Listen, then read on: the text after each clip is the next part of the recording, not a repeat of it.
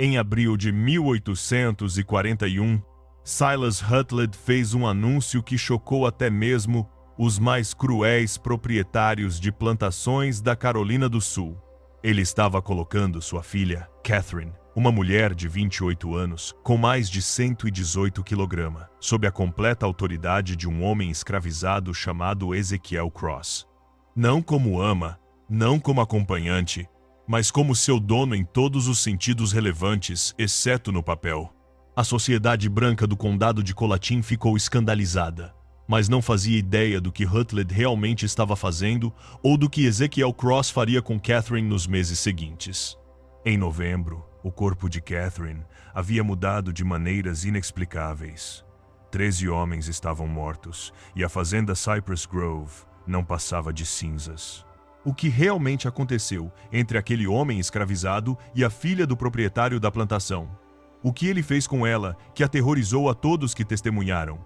Antes de revelarmos a perturbadora verdade, inscreva-se, ative o sino e comente abaixo qual é o seu estado. Agora, deixe-me levá-lo de volta ao início de tudo. A primavera chegou ao condado de Colatin com um calor opressivo e uma umidade que tornava o ar pesado. O rio Combe serpenteava lentamente pelas terras baixas, suas águas escuras refletindo o musgo espanhol que pendia dos carvalhos como sudários fúnebres. Arrozais se estendiam por quilômetros.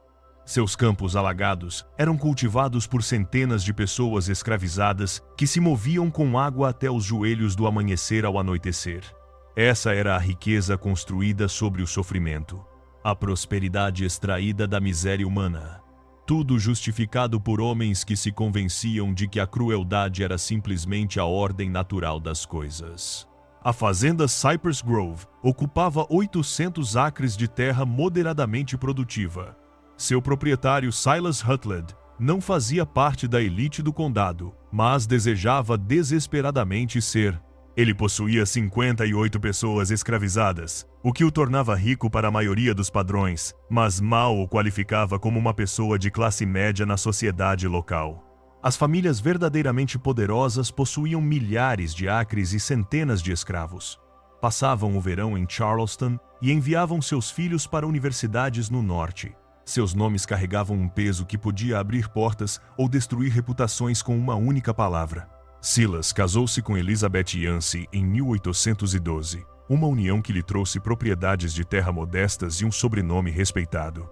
Elizabeth era uma mulher prática, que mantinha registros meticulosos e parecia mais interessada em margens de lucro do que em ascensão social. Ela morreu ao dar à luz uma filha, batizada de Catherine, em 1813. Por 28 anos, Silas criou Catherine sozinho, enquanto concentrava suas energias em ingressar nos círculos internos do poder do condado.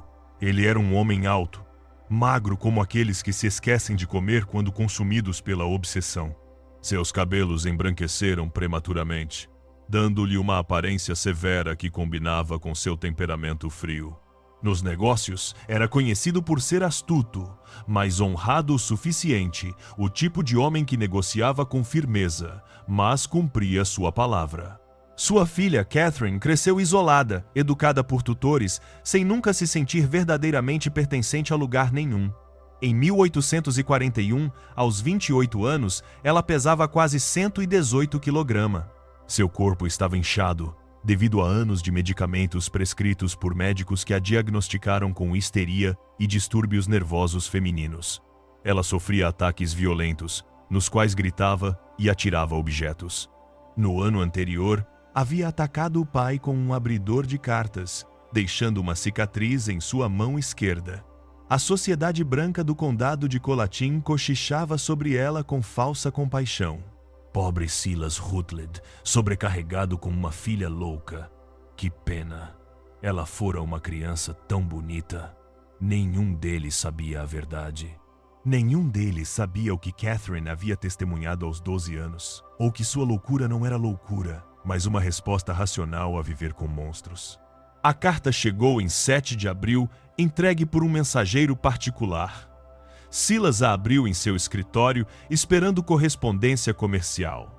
Em vez disso, encontrou 3 páginas em papel caro, lacradas com cera vermelha, com um símbolo que reconheceu imediatamente: uma foice cruzada com talos de trigo, a marca dos irmãos da colheita. Os irmãos. 13 homens que se reuniam na escuridão para realizar rituais que acreditavam fortalecer a terra através de sacrifícios de sangue.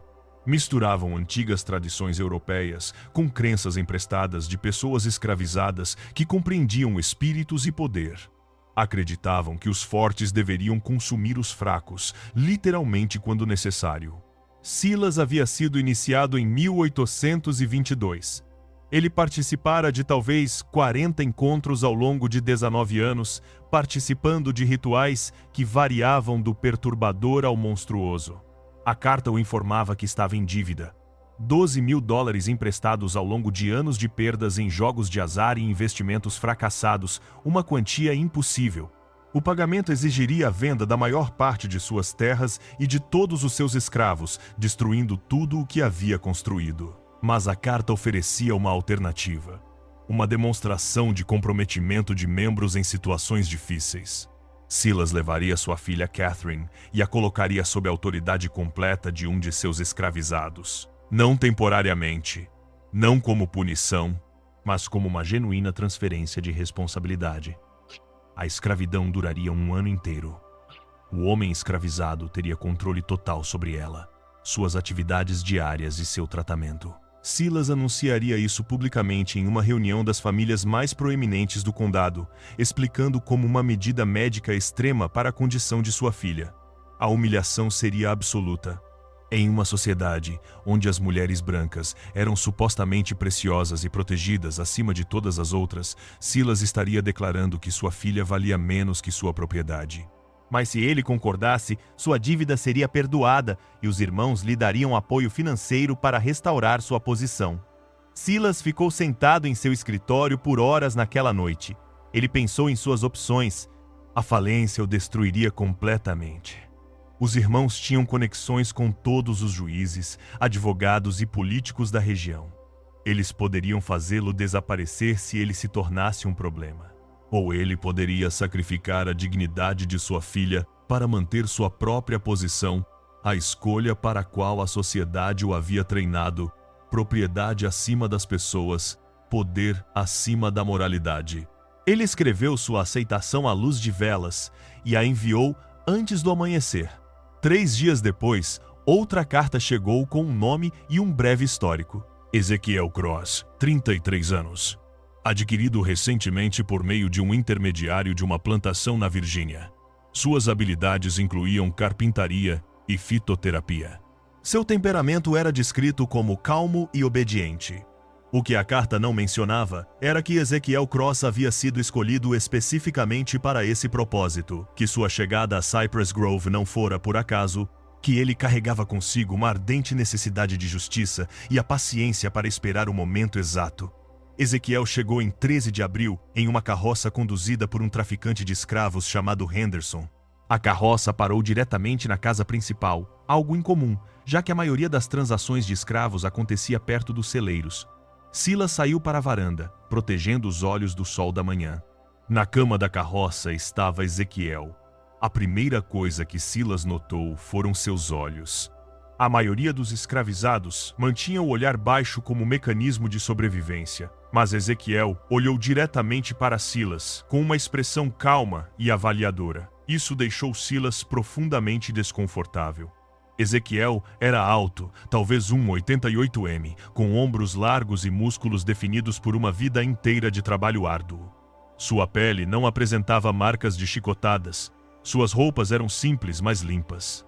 Suas mãos eram grandes e calejadas, mas seus dedos tinham uma precisão que sugeria habilidade em vez de apenas força bruta. Henderson desceu e entregou os papéis a Silas. Ezequiel, conforme solicitado. O antigo dono disse que ele era quieto, mas capaz. Seus associados querem que você saiba que este foi cuidadosamente selecionado. Silas mal olhou para os papéis. Dirigiu-se diretamente a Ezequiel. Você entende por que está aqui? Sim, senhor. A voz de Ezequiel era grave e pausada, com um leve sotaque da Virgínia. Minha filha está doente. Você será responsável por seus cuidados. Os médicos falharam. Você alega ter conhecimento de tratamentos à base de ervas. Minha avó era curandeira, senhor. Ela me ensinou antes de eu ser vendido. A transação foi concluída rapidamente. Ezequiel foi levado a uma pequena cabana perto da casa principal, separada dos outros alojamentos de escravos. Recebeu suprimentos básicos e foi informado de que suas obrigações começariam no dia seguinte. Foi informado de que sua única responsabilidade era cuidar de Catherine e que qualquer falha teria graves consequências. Ezequiel assentiu com a cabeça e disse: "Sim, senhor", quando solicitado. Então, foi deixado sozinho. Pela primeira vez desde que chegara, permitiu que sua expressão mudasse. Seu maxilar relaxou ligeiramente, seus ombros se abriram. Sentou-se na cama e tirou de dentro da camisa um pequeno embrulho de pano. Desembrulhou-o cuidadosamente, revelando um pedaço de papel gasto com 3 nomes escritos com a caligrafia incerta de uma criança: Sarah, Benjamin, Ruth, sua esposa, seu filho, sua filha, vendidos a ele 3 anos antes para uma fazenda no Alabama conhecida por explorar escravos até a morte. Ele soube que todos morreram em 18 meses. Sarah de febre não tratada, Benjamin de um ferimento que infeccionou, Ruth simplesmente por desistir, uma criança de 6 anos, que parou de comer porque não conseguia entender por que sua família havia sido separada. E Silas Rutledge fora quem os vendera. Não porque precisasse de dinheiro, não porque tivessem feito algo errado, mas porque ele estava demonstrando aos irmãos que era capaz de tomar decisões difíceis sem sentimentalismo. Ele havia dividido uma família como se fossem gravetos para queimar. Ezequiel passou 2 anos viajando para o sul, sendo vendido de plantação em plantação, sempre coletando informações. Ele aprendeu sobre os irmãos através de sussurros. Aprendeu sobre seus rituais e membros. Aprendeu que eles se consideravam acima de qualquer consequência. Quando surgiu a oportunidade de ser vendido especificamente para Rutledge, Ezequiel soube que essa era a sua chance. Ele teria acesso à casa de Rutledge, aos seus segredos, às suas vulnerabilidades. E às vezes a justiça não vinha dos tribunais ou das leis, mas da paciência e do planejamento e da disposição de se tornar exatamente tão monstruoso quanto necessário. Ele dobrou o papel com Ezequiel, anotou os 3 nomes e guardou o papel. Depois, deitou-se, olhou para o teto e começou a planejar o que viria a seguir. Seu primeiro dia foi 14 de abril. Uma escrava doméstica chamada Judith, de meia idade e com cabelos grisalhos, o levou ao quarto de Catherine, no 2º andar. Ela bateu na porta com relutância. "Senhorita Catherine, seu pai trouxe alguém para ajudar com seus tratamentos." Um estrondo vindo de dentro, algo pesado batendo na parede. Então a voz de Catherine, arrastada mas venenosa. "Não quero mais tratamentos! Mande-o embora!" Judith olhou para Ezequiel com compaixão. "Ela tem dias ruins." "Este é um deles." Ezequiel abriu a porta e entrou, fechando-a antes que Judith pudesse segui-lo. O quarto era grande, mas escuro, cortinas pesadas fechadas. O ar estava viciado, com cheiro de roupa de cama suja e algo mais. O doce cheiro de mercúrio em decomposição. Livros espalhados pelo chão. Um quadro quebrado contra a parede. Roupas por toda parte.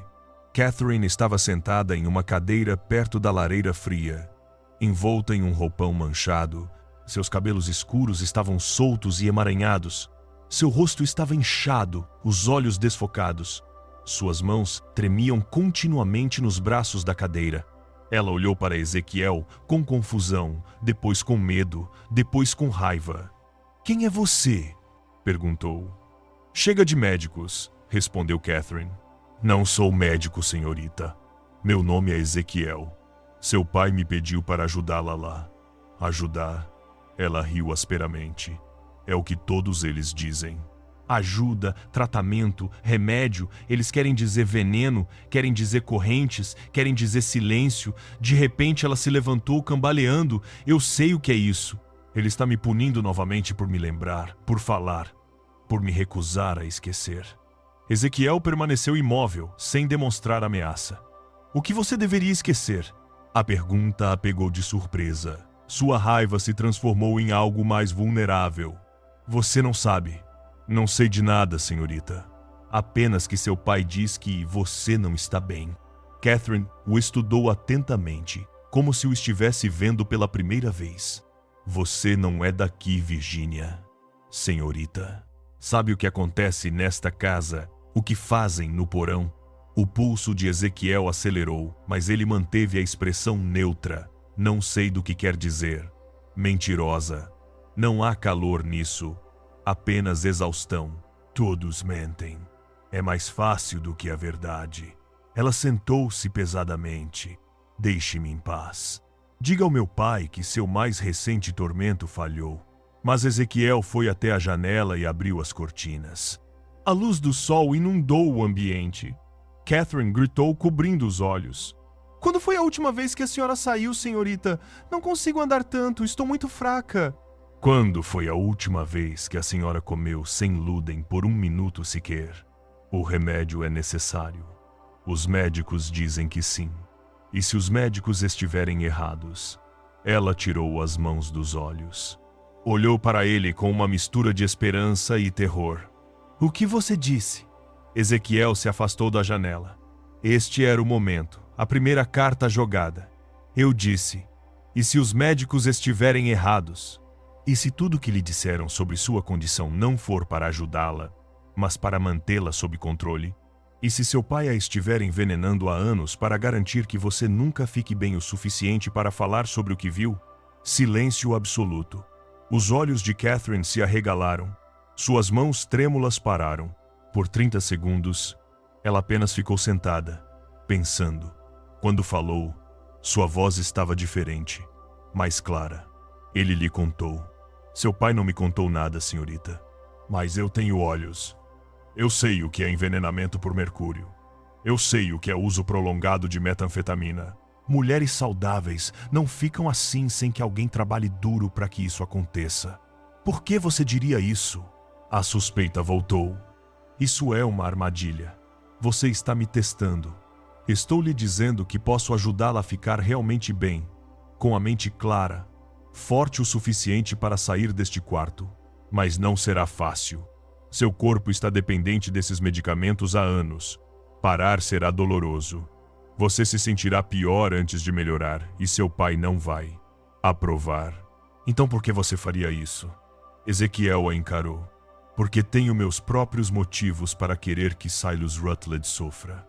E a melhor maneira de fazê-lo sofrer é devolver-lhe uma filha sã o suficiente para se lembrar de tudo e forte o suficiente para falar sobre isso. A verdade é perigosa de se dizer tão abertamente. Mas Catherine era traumatizada, não estúpida. Ela perceberia a manipulação, mas uma causa comum genuína na qual ela poderia acreditar. Você quer vingança contra meu pai? Sim, senhorita. O que ele fez com você? Ele vendeu minha família, minha esposa e meus 2 filhos. Os enviou para a morte sem motivo algum, a não ser para provar algo para pessoas que julgam o valor pela crueldade. Catherine absorveu isso e assentiu lentamente. Os irmãos, ele os vendeu para os irmãos. Não é uma pergunta. Os irmãos, senhorita, você não sabe. Ela riu. Havia algo de maníaco nisso. Você vai aprender. Todos aprendem eventualmente. Ela se inclinou para a frente. Se eu concordar, se eu deixar você me ajudar, o que acontece então? Você se recupera, senhorita. E quando estiver bem, decidimos o que fazer a seguir. Eu tenho minha vingança para planejar. Você tem a sua. Talvez elas se alinhem. Catherine o estudou atentamente. Finalmente ela falou. Eu quero todos eles mortos. Meu pai, o juiz Pelum, o reverendo Crenshaw, todos eles. Cada homem que esteve naquele porão. Quero que sofram primeiro, que saibam que a ira virá implorar, e depois quero que morram. O veneno era chocante, não pela intensidade, mas por vir de alguém considerado louco e inofensivo. Aquilo não era loucura, era fúria concentrada por anos de repressão. Ezequiel assentiu. Então estamos de acordo, Serta. Catherine, se formos conspiradores, use meu nome. Não posso, Serta. Não onde alguém possa ouvir. Precisamos ter cuidado. Então saiba de uma coisa, Ezequiel. Os olhos de Catherine brilharam perigosamente. Já matei antes 3 pessoas, escravos domésticos que talvez tenham contado ao meu pai sobre meus momentos de lucidez. Não me lembro exatamente como. O Udinho turva tudo, mas sei que fiz isso. Eles desapareceram. Disseram às suas famílias que fugiram. Ela sorriu terrivelmente. Então, se você planeja me trair, me usar e depois se livrar de mim, saiba que não sou uma vítima. Sou algo pior. Um arrepio percorreu a espinha de Ezequiel. Ele esperava uma aliada, não alguém cuja capacidade para a violência pudesse superar a sua, mas manteve-se firme. Acredito em você, senhorita, e não a trairei. Ótimo! Catherine se endireitou ainda mais. Então vamos começar, mas tem uma condição. Quando tudo isso acabar, quando tivermos nos vingado, quero morrer. Não quero viver com o que vi e fiz. Você me ajudará com isso também. Concordo. Ezequiel não esperava por isso, mas agora estava comprometido. Concordo. Então temos um acordo. Catherine estendeu a mão. Após hesitar, Ezequiel a apertou. Seu aperto era mais forte do que o esperado. Durante a semana seguinte, Ezequiel começou o tratamento de Catherine. Ele reduziu gradualmente a dose de Lordino, substituindo parte dela por tinturas de ervas. Raiz de valeriana para ansiedade e sono. Camomila para problemas digestivos. Cardo mariano para ajudar o fígado a processar as toxinas acumuladas. O processo foi brutal. Catherine passou 3 dias na cama com febre, tremores e vômitos. Ezequiel ficou com ela durante todo o período, segurando uma bacia enquanto ela estava doente, limpando seu rosto com panos frios, falando baixinho apenas para lembrá-la de que não estava sozinha. Quando o pior passou, ela estava fraca, mas mais lúcida do que estivera em anos. O tremor constante diminuiu. Sua fala estava menos arrastada. Ela conseguia se concentrar na leitura. Então o trabalho de verdade começou. Ezequiel a fazia caminhar pequenas distâncias. No início, do quarto até o final do corredor e de volta. Isso a exauriu, mas ele insistia que a cada dia ela caminhasse um pouco mais. Ele ajustou sua dieta, trazendo carnes magras e vegetais, em vez de doces pesados. Ele limitava as porções rigorosamente, embora ela resistisse, pois anos de uso da comida como consolo tornavam a restrição difícil. Enquanto trabalhavam em sua recuperação física, eles conversavam.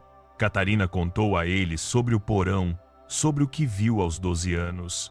Ela descreveu tudo em detalhes que fizeram o estômago de Ezequiel revirar, mas ele ouviu sem interromper.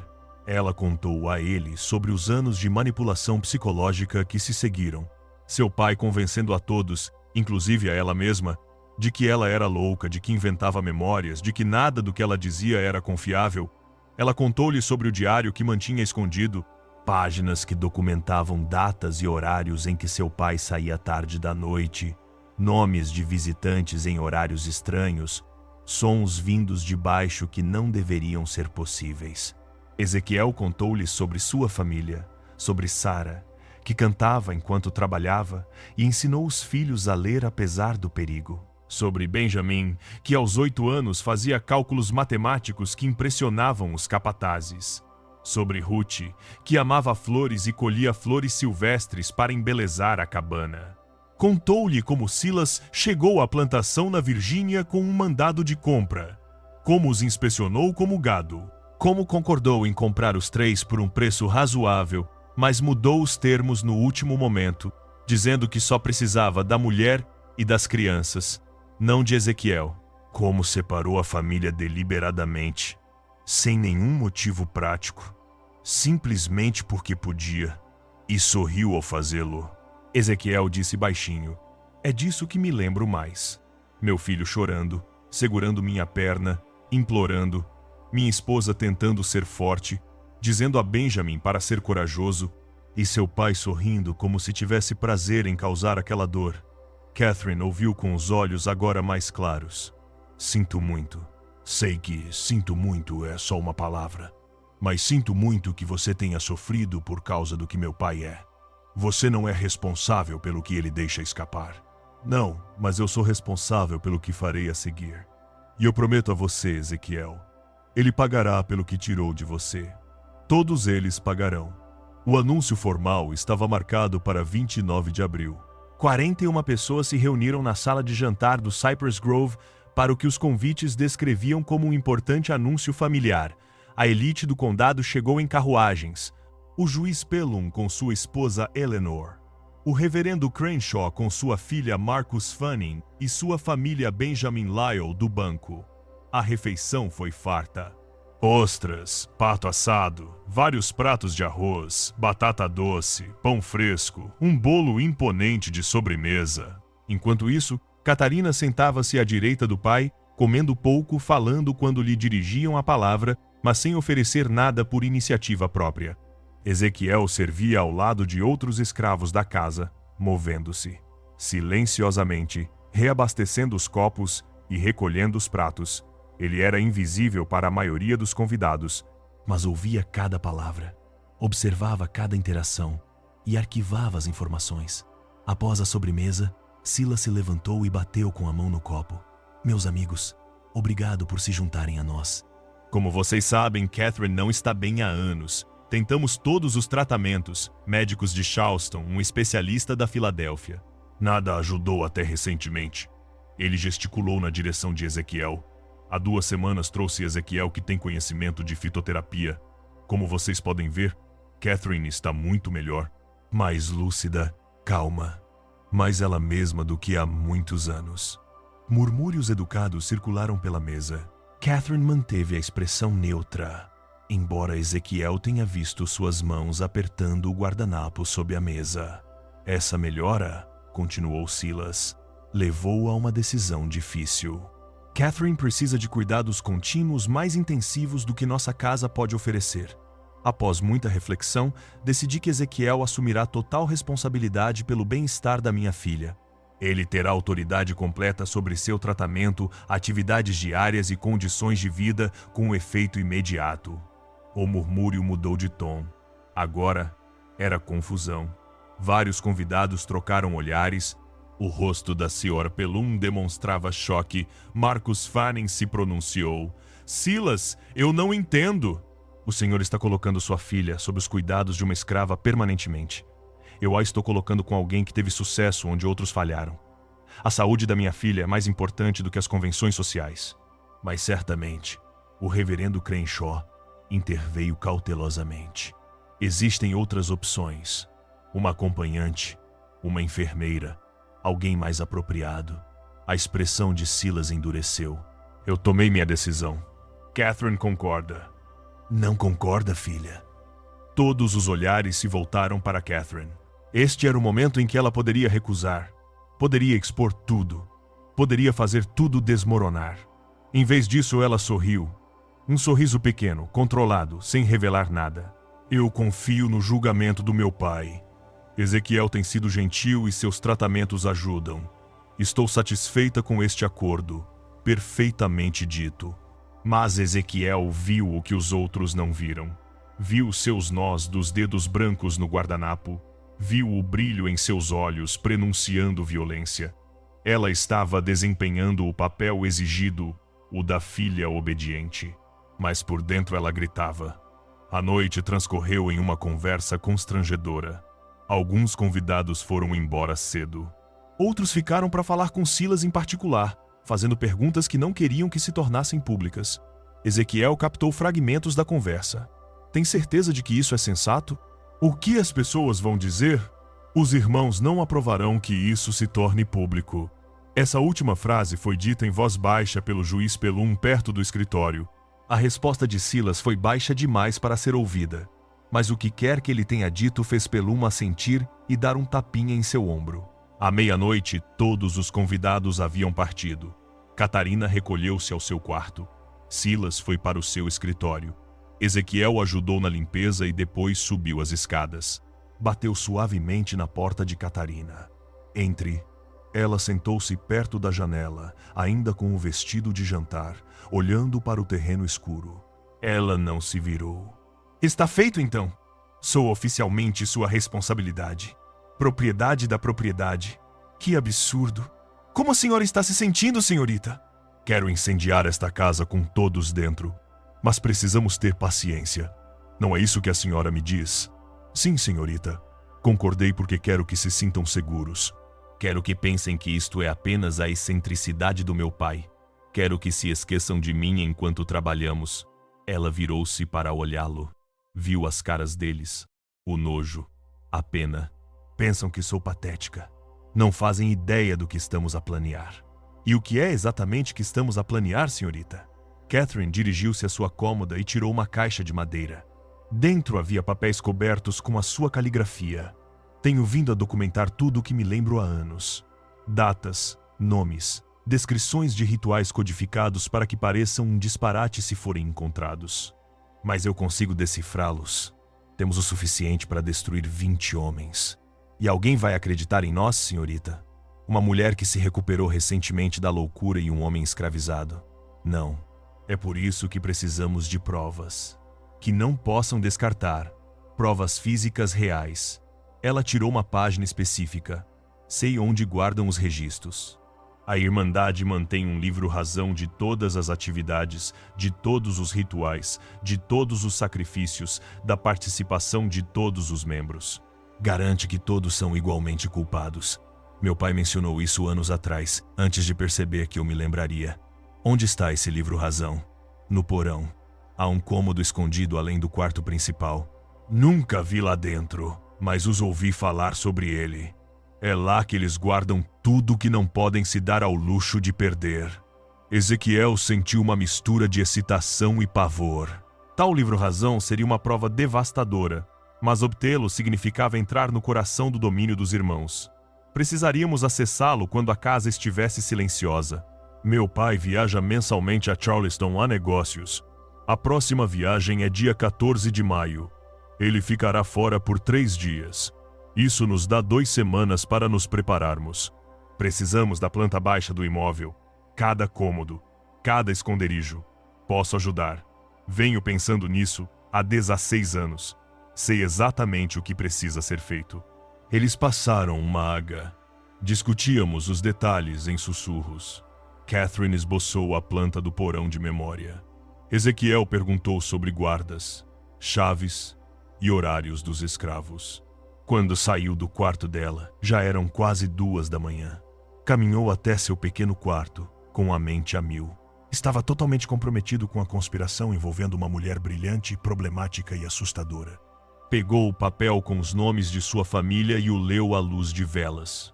Estou fazendo isso por você, por Sarah, por Benjamin, por Ruth, por todas as pessoas que sofreram porque homens como Silas Rutledge acreditam que o poder lhes dá o direito de destruir vidas. Apagou a vela e deitou-se na escuridão, ouvindo a casa se acalmar.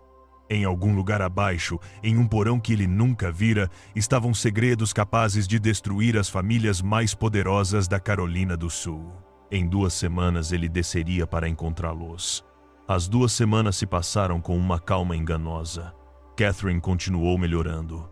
Seu peso diminuiu. Sua mente permaneceu afiada. Caminhava cada vez mais longe a cada dia. Mais importante ainda, ela estava traduzindo trechos de seus diários codificados para Ezequiel, preenchendo as lacunas com detalhes sobre os irmãos que o faziam gelar o sangue. Os irmãos não eram exclusivos do condado de Colatin. Faziam parte de uma rede maior que se estendia pelo sul. Sociedades interligadas em Charleston, Savannah, Nova Orleans, Richmond, com nomes diferentes, mas sempre com a mesma estrutura. Homens ricos que acreditavam que seu poder derivava de práticas ancestrais de dominação e sacrifício. Acreditavam estar dando continuidade a tradições milenares. Catherine explicou certa tarde. Cultos de mistério europeus, misturados com ensinamentos de pessoas escravizadas. Eles distorceram tudo, transformando-o em algo monstruoso. Justificativa para coisas sem justificativa. E os sacrifícios nem sempre eram humanos. Às vezes, animais, mas outras vezes, pessoas que não fariam falta. Escravos sem família, brancos pobres que vagavam por suas propriedades. Certa vez, ouvi meu pai mencionar uma criança, mas não sei se era literal. Para onde vão os corpos? Para os pântanos de todas as plantações.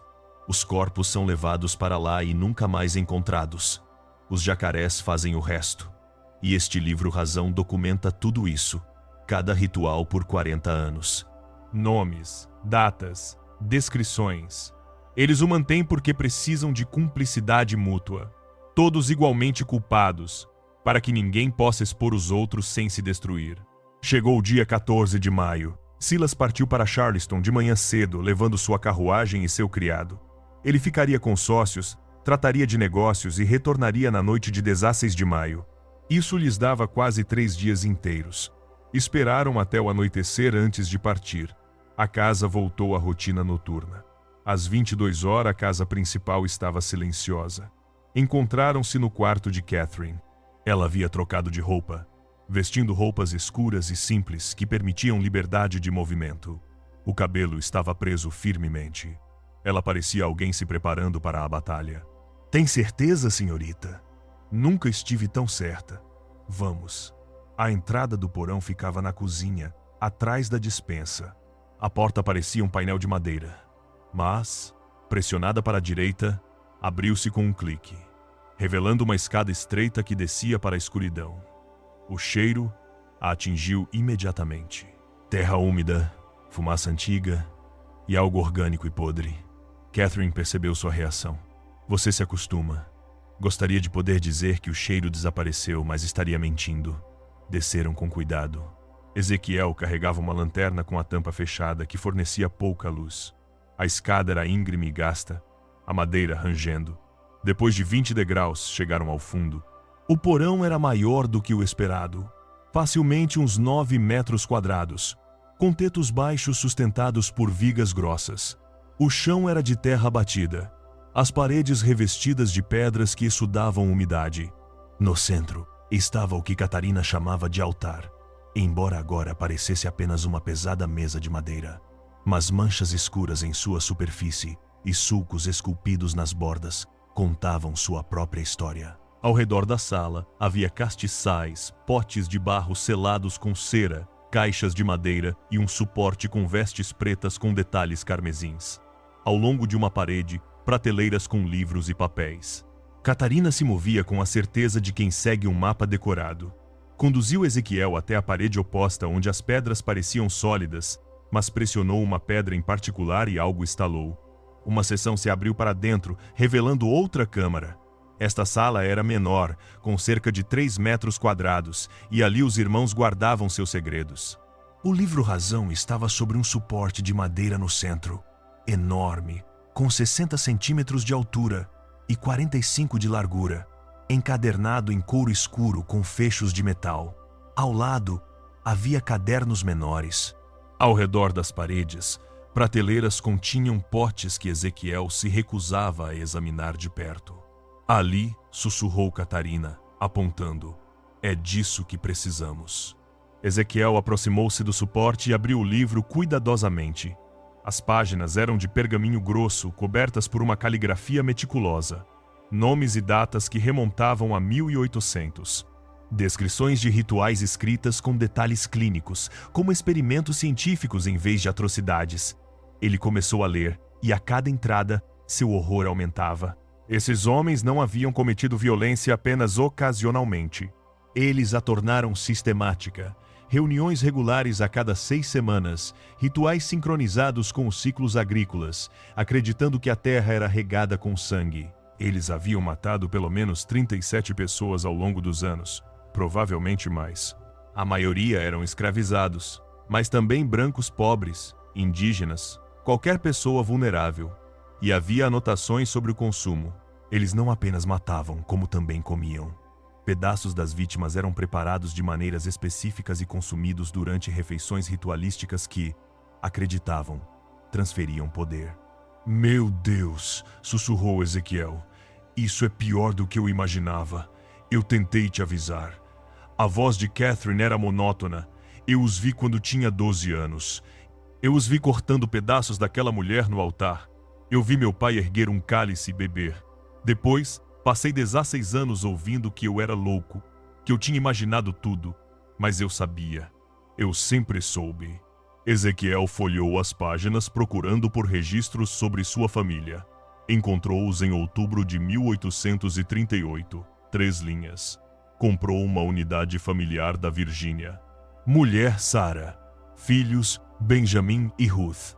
separada do marido para demonstrar firmeza, enviada para contato no Alabama. Pagamento recebido, 3 linhas. Era tudo o que a destruição de sua família merecia. Precisamos pegar isso, disse Ezequiel, com a voz tensa de raiva. Não, disse Catherine, colocando a mão em seu braço. Se pegarmos agora, eles saberão imediatamente. Precisamos copiar os registros mais importantes primeiro. Ela tinha razão. Mas Ezequiel queria queimar tudo. Mas a vingança exigia paciência. Exigia ser mais esperto que o inimigo. Eles passaram 3 horas trabalhando. Catherine havia trazido papel e tinta. Ela copiou anotações sobre rituais específicos, concentrando-se em alguns, nomeando os membros atuais. Ezequiel documentou as vítimas, criando uma lista de nomes e datas que poderia ser cruzada com outros registros. Trabalho exaustivo, agravado pelo conteúdo. Várias vezes Ezequiel teve que parar, com as mãos tremendo demais. Em certo momento, Catherine saiu completamente da câmara, dominada pelas lembranças, mas lenta e metodicamente.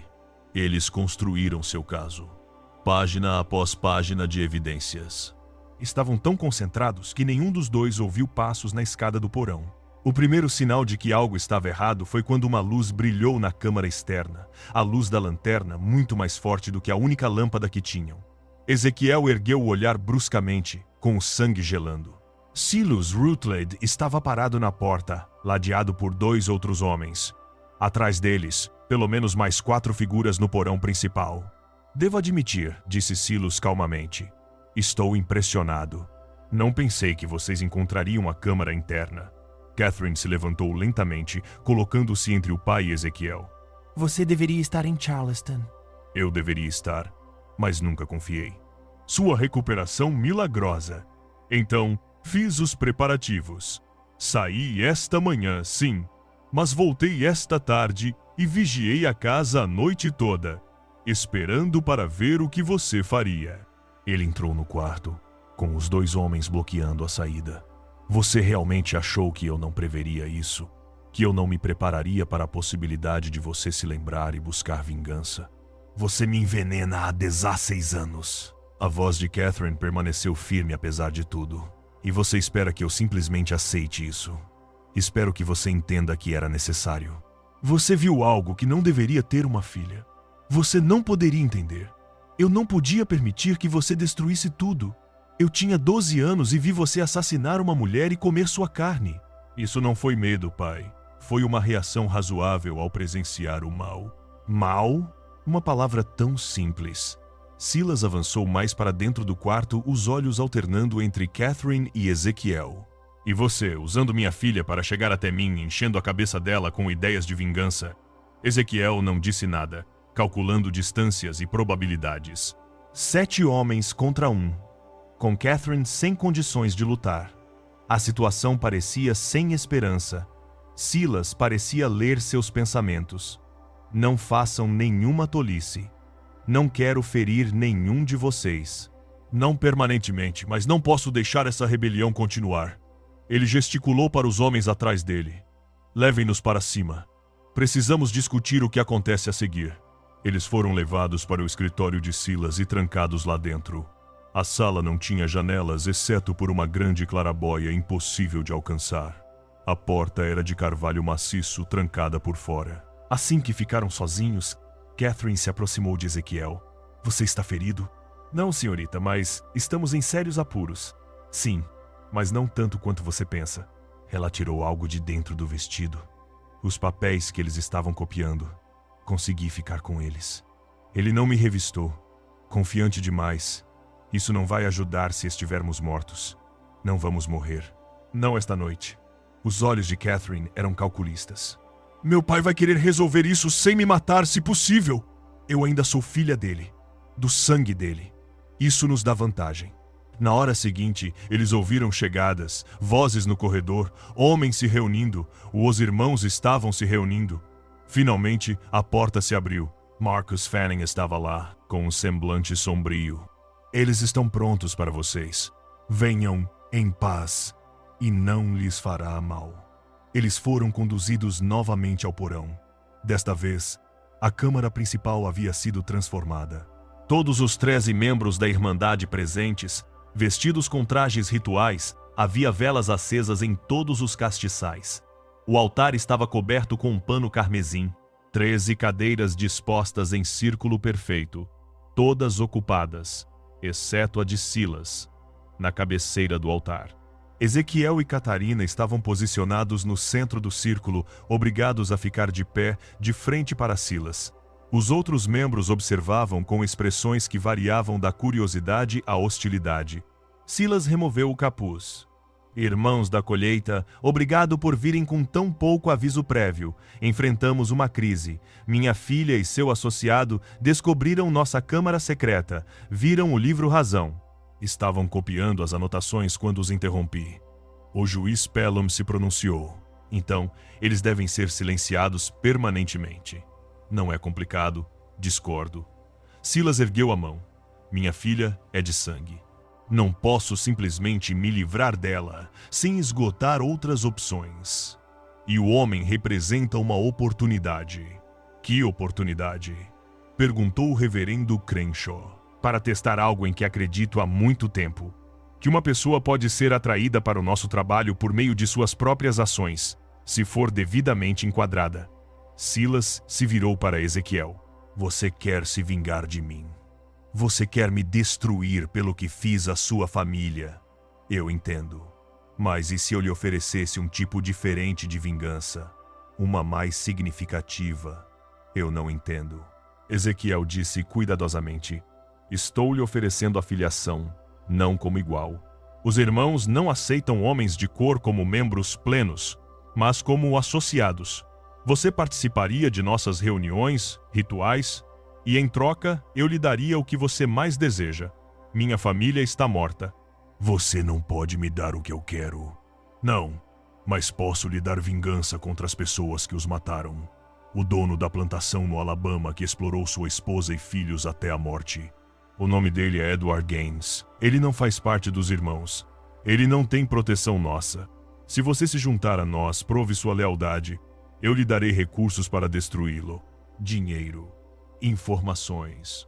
O que for preciso para fazê-lo sofrer como você sofreu. A oferta pairou no ar. Obscenem seu cálculo. Junte-se aos homens que destruíram sua família para se vingar de outro monstro. E se eu recusar, você e Catherine morrerão esta noite. Seus corpos irão para o pântano. Ninguém jamais saberá o que aconteceu. Os papéis que Catherine estava copiando serão queimados. Seus diários destruídos. Tudo continuará como sempre foi. Silas abriu os braços. Mas se você aceitar, você viverá. Catherine viverá. Você terá sua vingança. Tudo o que lhe custará será sua alma. Ezequiel olhou para Catherine. Seu rosto estava pálido, mas ela balançou a cabeça levemente em sinal de negação. Não faça isso. Aconteça o que acontecer, não se torne como eles. Mas Ezequiel estava pensando em aceitar, em se infiltrar na organização, em reunir mais provas, em ganhar tempo. Ele olhou de volta para Silas e Catherine. O que acontecerá com ela? Ela retorna ao seu quarto, retoma seus medicamentos, esquece o que viu. A alternativa é que ela morra junto com vocês. Não! A voz de Catherine cortou o ar. Eu não esquecerei novamente. Não serei silenciada. Mate-me se for preciso, pai, mas não fingirei que não sei o que você é. A expressão de Silas endureceu. Então você fez sua escolha. Espere. Ezequiel falou rapidamente. Eu aceito, mas com uma condição. Catherine será libertada. Não voltará para o quarto. Será libertada. Deixem-na sair desta casa. Sair da Carolina do Sul. Deem-lhe dinheiro para recomeçar. Se fizerem isso, eu me juntarei a vocês. Vários membros da Irmandade balançaram a cabeça negativamente. Mas o juiz Pelham falou. O rapaz tem razão. A moça já está quebrada. Mesmo que falasse, quem acreditaria nela? Mas um homem disposto a se juntar a nós para ser cúmplice.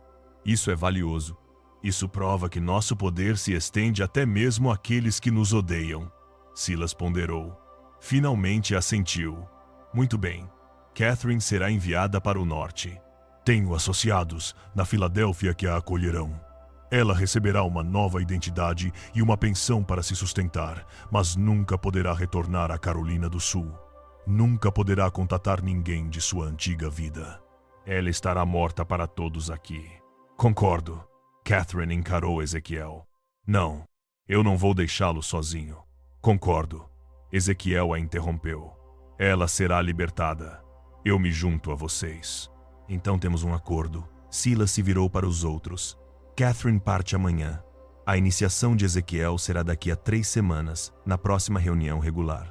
Até lá, ele permanecerá em Cypress Grove sob vigilância.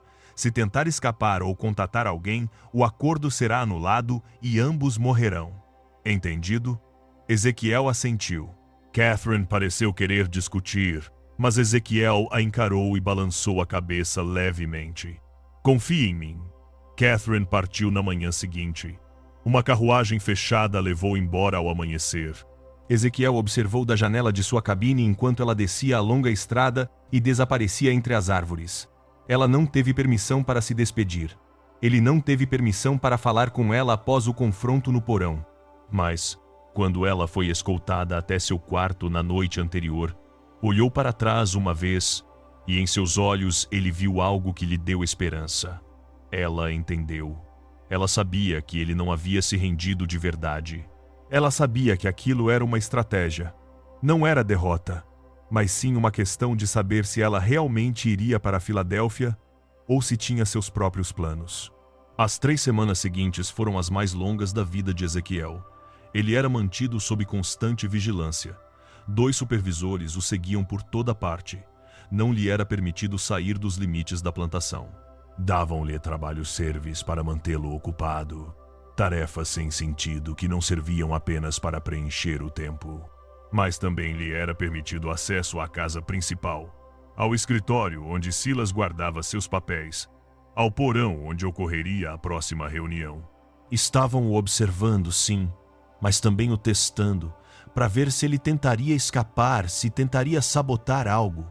Ezequiel não fez nenhuma das duas coisas. Ele representou o papel de homem derrotado que fez uma escolha pragmática para sobreviver. Era quieto, obediente, não fazia perguntas, não causava problemas, mas observava tudo, aprendendo a rotina da casa, notando quais escravos eram confiáveis, quais supervisores eram cruéis, quais membros da Irmandade visitavam regularmente. Ele estava construindo um mapa mental de como tudo funcionava, procurando por pontos fracos, e à noite, sozinho em sua cabana, pensava no que estava por vir. Sua iniciação exigiria participação em seus rituais. Eles o testariam, queriam torná-lo cúmplice de algo horrível, para que ele jamais pudesse expô-lo sem se destruir. Ele pensava até onde estava disposto a ir, quais limites não cruzaria, nem mesmo por vingança, se haveria algum ato tão terrível que a justiça não o justificasse. Ele não tinha boas respostas para essas perguntas. Em 2 de junho, na noite anterior à sua iniciação, Silas chegou à sua cabana. Já passava da meia-noite. Ezequiel acordou com batidas na porta e a abriu, encontrando seu dono parado ali sozinho. "Posso entrar?" Ezequiel deu um passo para o lado. Silas entrou e olhou ao redor do quarto espartano. Finalmente falou: "Amanhã, você se tornará um de nós. Não completamente, nunca completamente, mas o suficiente. Quero que você entenda o que isso significa. Eu entendo o que concordei." "Você entende? Você realmente entende?" Silas sentou-se na cadeira solitária sem ser convidado. "A Irmandade existe há 43 anos. Nesse tempo, nunca perdemos um membro por exposição. Nunca tivemos alguém que quebrasse nosso código de silêncio. Sabe por quê? Porque todos são igualmente culpados. Em parte, mas também porque cuidamos uns dos outros. Um homem se junta à Irmandade e, de repente, portas se abrem. Oportunidades de negócios aparecem. Problemas legais desaparecem. Inimigos se encontram em apuros. Não somos apenas uma sociedade, Ezequiel. Somos uma rede de poder que se estende por todo o Sul. Uma vez que você faça parte dessa rede, mesmo como um associado, terá acesso a recursos inimagináveis. E, em troca, eu o ajudo a assassinar pessoas." Silas não hesitou. "Em troca, você nos ajuda a manter a ordem natural, os fortes sobre os fracos, os poderosos sobre os impotentes. É assim que o mundo sempre foi. Funcionou. Nós simplesmente reconhecemos isso e usamos a nosso favor. Você matou minha família para demonstrar seu compromisso com essa ordem. Eu fiz isso e faria de novo porque sentimentalismo é fraqueza. Amor é fraqueza. No momento em que você se permite se importar mais com indivíduos do que com o poder, você já perdeu. Silas se inclinou para a frente. Mas aqui está o que eu quero que você entenda. Sua família está morta. Nada que você faça mudará isso. Mas você pode garantir que as mortes deles tenham significado. Você pode usar o poder que os irmãos oferecem para impedir que outras famílias sofram o mesmo destino. Você pode trabalhar de dentro da nossa organização para fazer mudanças, para pressionar por um tratamento menos brutal dos escravos, para defender melhores condições. Você terá uma voz em nossa mesa que valerá alguma coisa. Era quase convincente, quase. A ideia de que Ezequiel poderia se tornar uma espécie de reformador de dentro, usando sua posição para ajudar os outros, mas ele sabia que era uma armadilha, uma racionalização. No momento em que participasse de seus rituais, ele estaria comprometido. No momento em que aceitasse o poder deles, ele seria corrompido por ele. Por que você está me dizendo isso? Perguntou Ezequiel. Porque eu quero que você tenha sucesso. Porque ter você como aliado é mais valioso do que ter você como inimigo. Porque eu matei sua família, mas não quero matar você. Silas se levantou. Amanhã à noite, você terá que fazer algo difícil. Algo que testará se você realmente se compromete com este caminho. Estou lhe dizendo agora, faça o que lhe pedirem. Não hesite. Não demonstre fraqueza, porque se você falhar no teste, você e Catherine morrerão. Sim, eu sei que ela não está realmente na Filadélfia. Eu sei que ela está escondida em algum lugar, planejando sua própria vingança. Mas tenho pessoas de olho nela. No momento em que ela aparecer, se você não tiver provado seu valor, ela será encontrada e morta. Entendeu? Um gelo percorreu o corpo de Ezequiel. Catherine estava viva, mas em perigo. E suas ações amanhã determinariam se ela viveria ou morreria. Entendo, disse ele baixinho. Silas assentiu e saiu sem dizer mais nada. Ezequiel ficou sentado sozinho em Ina. Na cabine escura, ele pensava na situação impossível em que se encontrava. Ele teria que participar de algo monstruoso amanhã. Teria que provar seu valor para os monstros. Teria que se tornar cúmplice do mal. Ou teria que encontrar outro caminho. Uma terceira opção que nem Silas nem os irmãos previram. Ele pegou o papel com os nomes de sua família e os observou sob a luz do luar que entrava pela janela. Perdoem-me, sussurrou, pelo que estou prestes a fazer, pelo que terei que me tornar. Eu prometo que não será em vão. A reunião começou à meia-noite do dia 3 de junho. Ezequiel foi levado ao porão por 2 membros da Irmandade, que o despiram da cintura para cima e amarraram suas mãos atrás das costas. Eles o conduziram escada abaixo, até a câmara iluminada por velas, onde todos os 13 membros esperavam em seus mantos. Silas estava de pé na cabeceira do altar. Irmãos da colheita, esta noite realizaremos uma iniciação diferente de qualquer outra em nossa história. Trazemos para o nosso círculo um homem que tem todos os motivos para nos odiar. Um homem que perdeu tudo por causa do que representamos. Fazemos isso para provar que nosso poder se estende até mesmo aos nossos inimigos, que qualquer um pode ser acolhido se o preço for certo. Ele gesticulou e mais 2 membros da Irmandade trouxeram uma figura amarrada e amordaçada, debatendo-se fracamente. Colocaram a pessoa no altar e deram um passo para trás. Era uma jovem mulher escravizada, talvez com 18 ou 19 anos, aterrorizada. Este é o seu teste, Ezequiel, disse Silas. Para se juntar a nós, você deve participar do nosso ritual. Você deve pegar a faca e fazer o primeiro corte. Você deve provar que seu desejo de vingança contra os ganhos obtidos é mais forte do que suas objeções morais aos nossos métodos.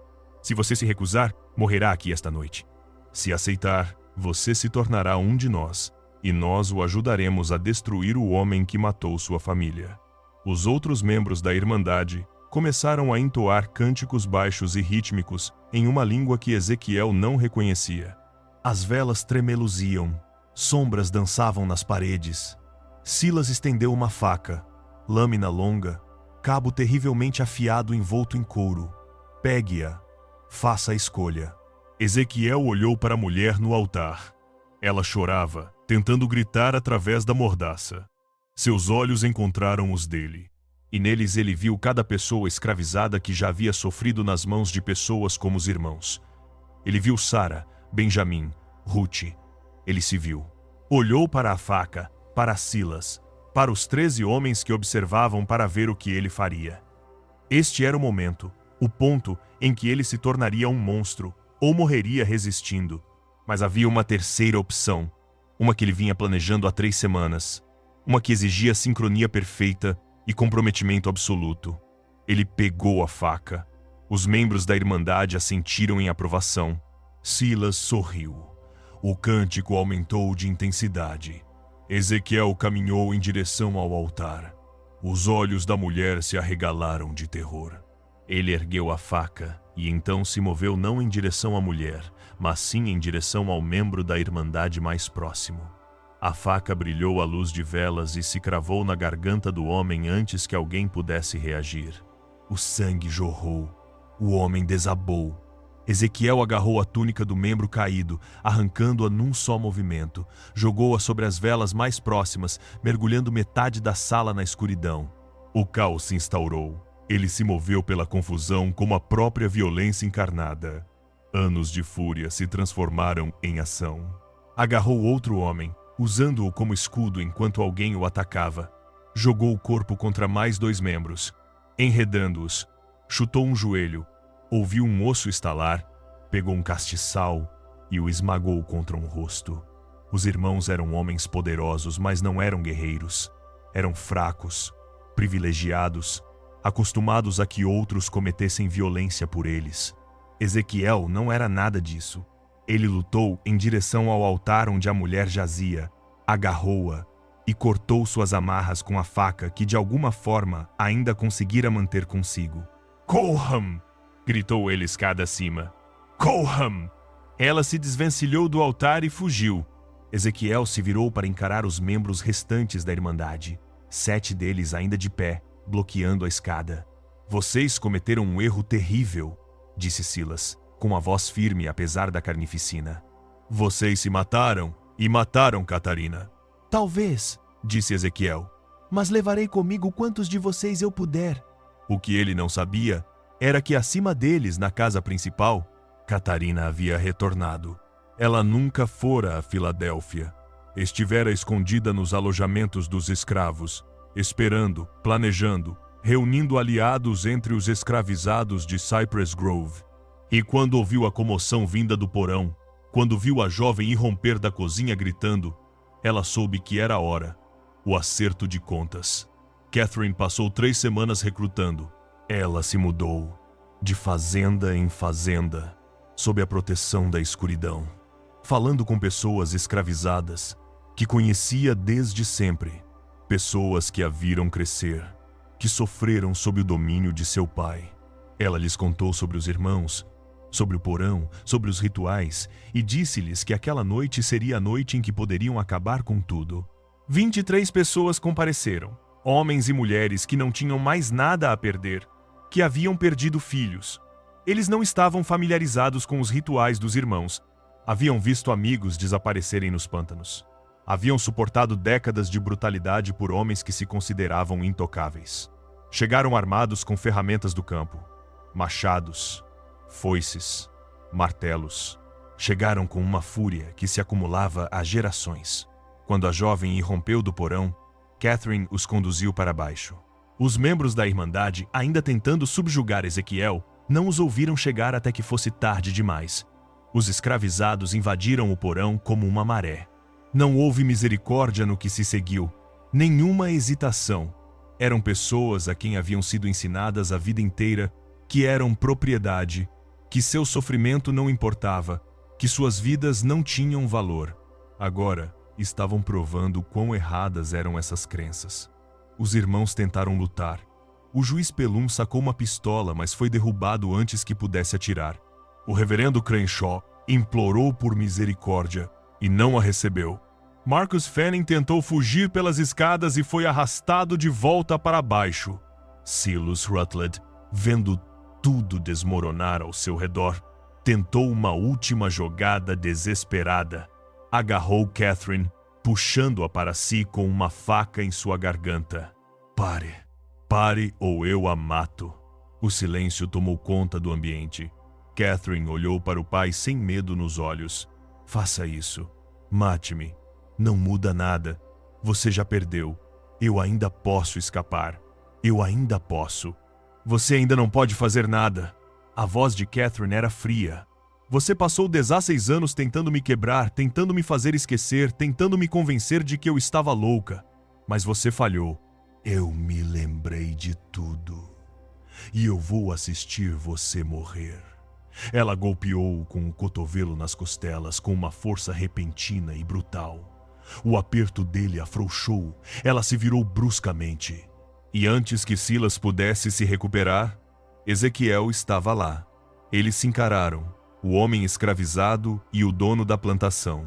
Todo o poder que Silas detivera, todos os privilégios e a crueldade, todos os anos em que se considerou intocável.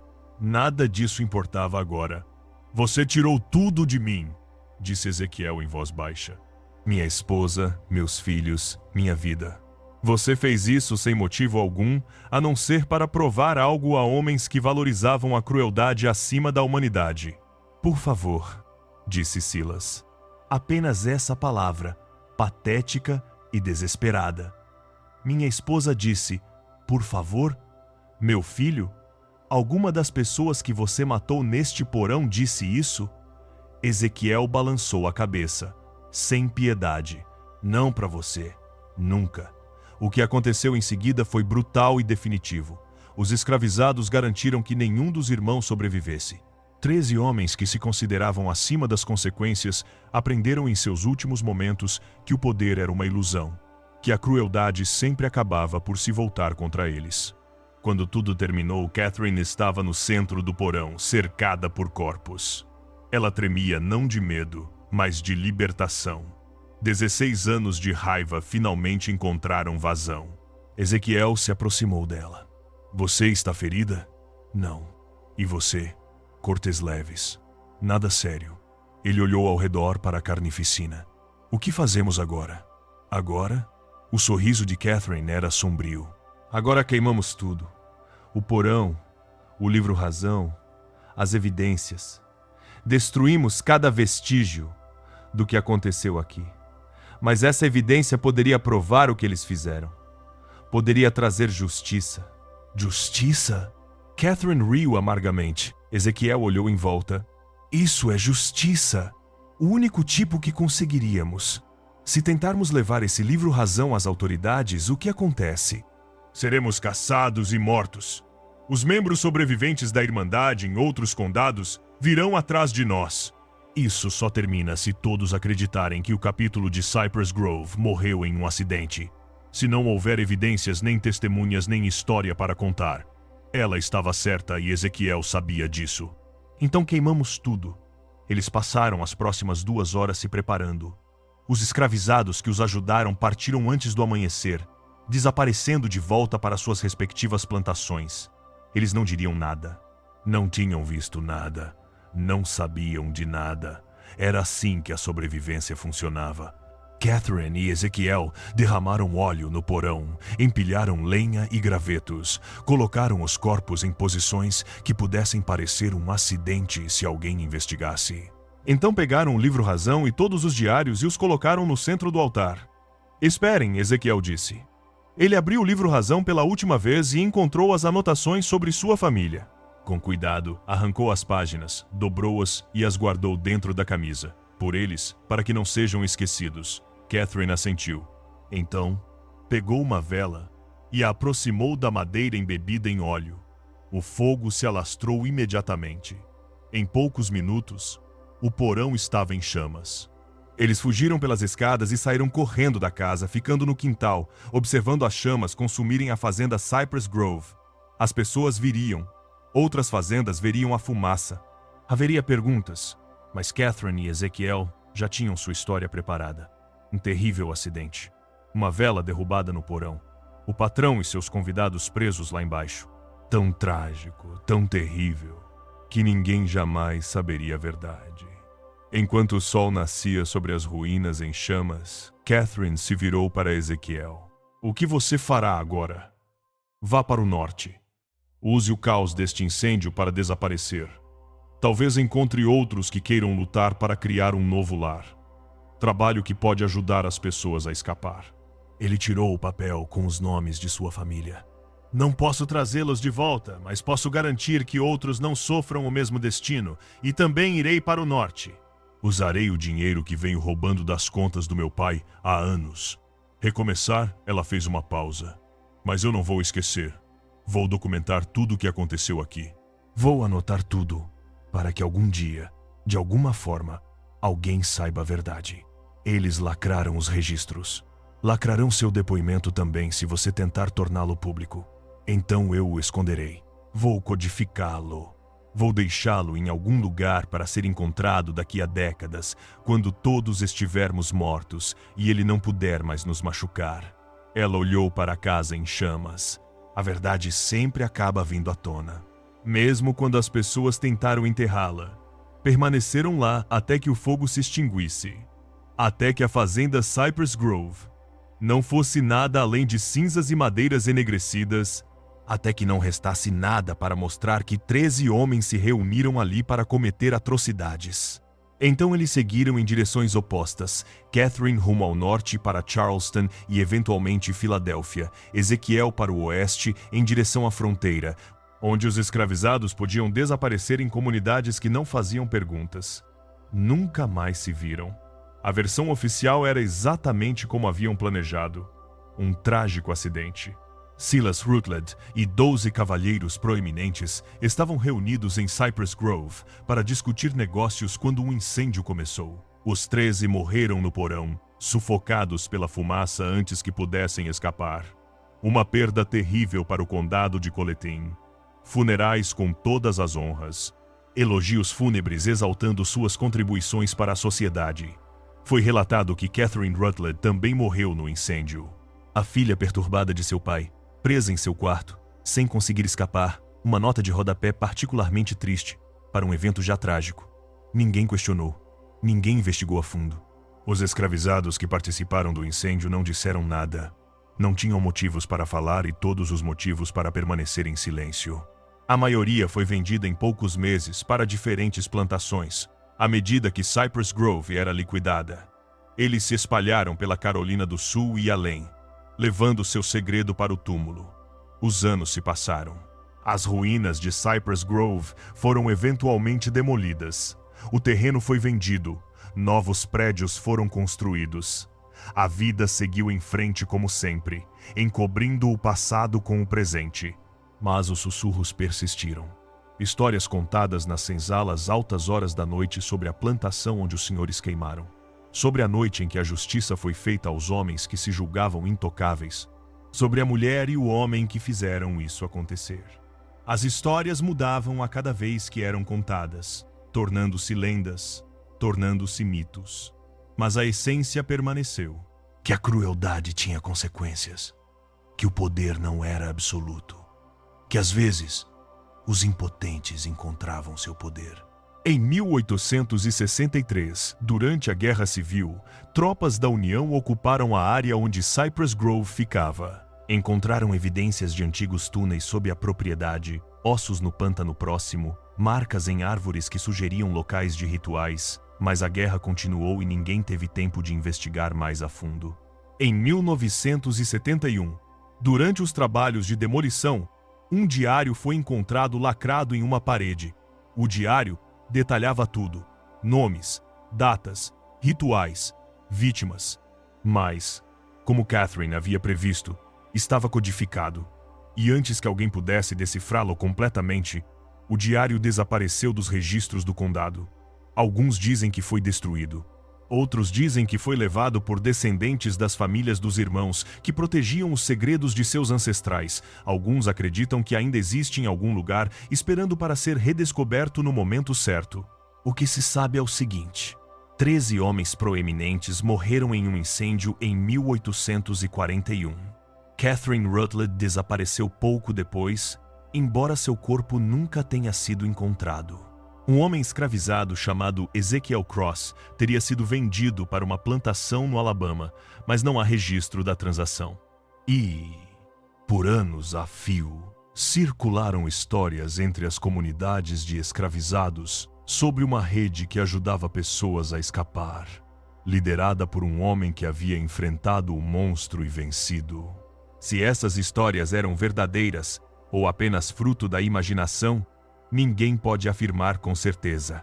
Mas às vezes, a verdade não reside nos registros oficiais, mas nas histórias que as pessoas contam, nas memórias que guardam, na justiça que lembram, mesmo quando a história tenta esquecer.